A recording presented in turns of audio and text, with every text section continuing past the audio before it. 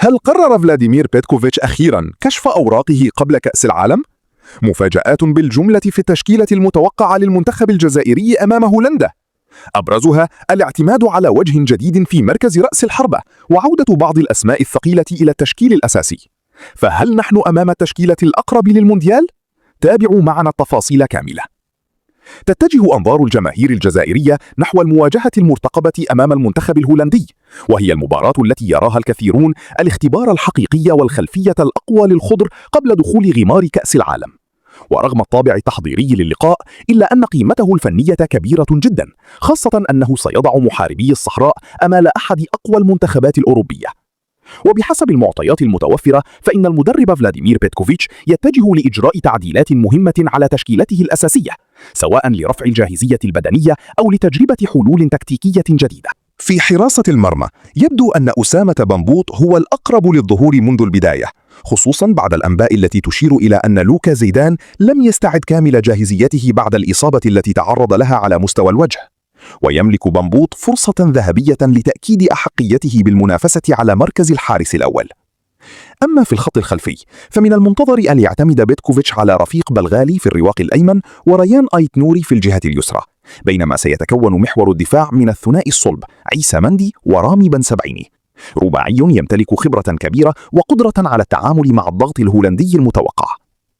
لكن إذا كانت التغييرات الدفاعية متوقعة، فإن ما يحضره بيتكوفيتش في وسط الميدان والهجوم هو العنوان الأبرز. في الارتكاز، ينتظر أن يعتمد المدرب على الثنائي نبيل بنطالب وهشام بوداوي. بنطالب بخبرته العالية سيكون مسؤولا عن تنظيم اللعب والخروج السليم بالكرة، بينما سيمنح بوداوي حركية هائلة بفضل قدرته على افتكاك الكرات والضغط العالي. رامي الزروقي يعتبر محطة رئيسية لنقل الكرة بسلاسة من خط الدفاع إلى الهجوم تحت الضغط. وعلى الجهة اليسرى، يواصل الشاب إبراهيم مازا فرض نفسه كأحد أكبر الرابحين في الفترة الأخيرة بفضل سرعته ومهاراته العالية، وإشراكه أساسيا أمام هولندا سيكون بمثابة اختبار حقيقي لقدراته. وفي الجهة اليمنى، يعود القائد رياض محرز لقيادة الهجوم الجزائري بخبرته الكبيرة وقدرته على صناعة الفارق في المباريات الكبرى. وجود محرز ومازا على الأطراف يمنح المنتخب تنوعا هجوميا كبيرا، لكن المفاجأة الأكبر تكمن في هوية من سيقود الخط الأمامي. بحسب التوقعات، فإن الوافد الجديد نذير بن بوعلي مرشح بقوة لقيادة هجوم المنتخب الوطني كرأس حربة صريح منذ الدقيقة الأولى، قرار يعكس رغبة بيتكوفيتش في اختبار مهاجم كلاسيكي يمتلك القوة البدنية، التحركات الذكية، والقدرة على إنهاء الهجمات داخل الصندوق.